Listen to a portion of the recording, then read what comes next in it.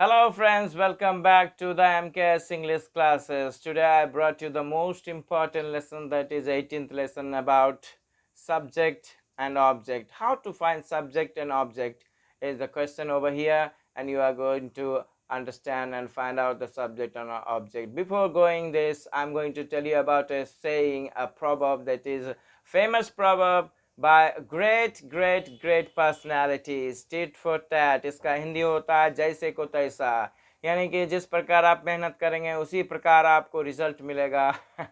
और एक बात और ध्यान रखना है कि समाज में या कहीं भी जो इंसान जैसा कर्म करता है वैसा फल देता है भगवान, यह है गीता का ज्ञान।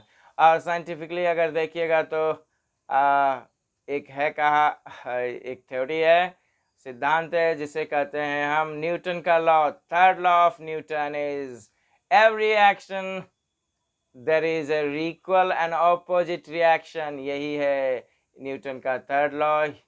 तो इससे पता चल जाता है कि क्या होता है। मेहनत करिए और जिस प्रकार मेहनत करेंगे रिजल्ट विल बी।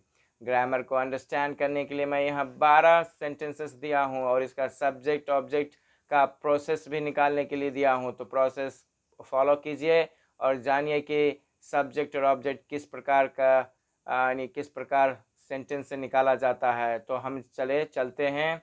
और उससे पहले आपको करना क्या, सब्जेक्ट और ऑब्जेक्ट की परिभाषा को अच्छी तरह से याद कर लें। Then only you will be able to find out the subject and object from the given sentences. So let's start. Yes, I'm going to read out the 12 sentences. Please read out with me so that you can follow how many sentences are there over here in 18th lesson. मैं किताब पढ़ता हूँ, मैं उसे किताब पढ़ाता हूँ, वे लोग मकान बनाते हैं, गीता इस काम को करती है, वह लकड़ी काटता है, तुम गेंद खेलते हो, मोहन रोटी खाता है, चपरासी घंटी बजाता है, वह सत्य बोलता है, वे गरीबों को खिलाते हैं, हम लोग दूध पीते हैं, राम और रहीम पानी खींचते हैं। 12 सेंटेंस है, 2 सेंटेंस का सब्जेक्ट और ऑब्जेक्ट निकाल कर यहाँ पर दे दिया हूँ आपको। जो बचा हुआ आप खुद निकालेंगे, यानी 10 क्वेश्चंस का आप निकालें और अभ्यास करें। सब्जेक्ट निकालने के सदैव याद रखें कि हु का प्रयोग करें और ऑब्जेक्ट निकालने के लिए कभी भी व्हाट का प्रयोग करें। लेकिन ऑब्जेक्ट निकालने के लिए आपको 2 क्वेश्चन करना पड़ेगा, वो है व्हाट और हुम से, यानी इस दोनों का प्रयोग करते हैं तो अच्छा रहता है और ऑब्जेक्ट भी सही निकलता है। लेकिन सब्जेक्ट निकालने के लिए एक ही सवाल है, and that is who means count. अब चलते हैं कि किस तरह से निकाला जाता है। पहला वाक्य मैंने दिया है, मैं किताब पढ़ता हूँ। इसमें सब्जेक्ट देखिए कर्ता, यानी कि पहले जिस वाक्य का आप कर्ता निकालना चाहते हैं उसका क्रिया लीजिए और प्रश्न कीजिए। पढ़ता कौन, और इंग्लिश में भी दीजिए रीड हु। हैबिचुएट होइए, यूज टू होइए, और हिंदी के साथ इंग्लिश भी दीजिए, अच्छा रहेगा। तो सवाल कीजिए पढ़ता कौन, और पढ़ता कौन थोड़ी देर के लिए क्रिया बोलकर रुक जाइए, उसके बाद पढ़िए कौन, तब जाकर आपको मिलेगा सब्जेक्ट। और सब्जेक्ट को जानने के लिए सबसे पहले याद कीजिए मैं किताब पढ़ता हूं, तभी आपको निकलेगा, यानी कि पढ़ता कौन, रीड हु।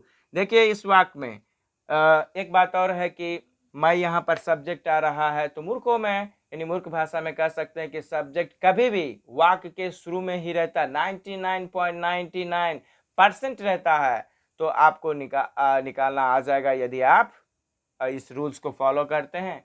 और मूर्खों की तरह निकालना चाहते हैं तो बस शुरुआत में जो शब्द है उसको कह सकते हैं सब्जेक्ट है। लेकिन रिमेंबर दैट कि ऑब्जेक्ट भी निकालना है। तो ऑब्जेक्ट निकालने के लिए हम सवाल करते हैं पढ़ता क्या, इंग्लिश में भी बोलिए रीड व्हाट, और लिखिए भी। और जानने से पहले फिर से परिभाषा को देखिए, यानी कि सब्जेक्ट किसे कहते हैं, जो काम करता है।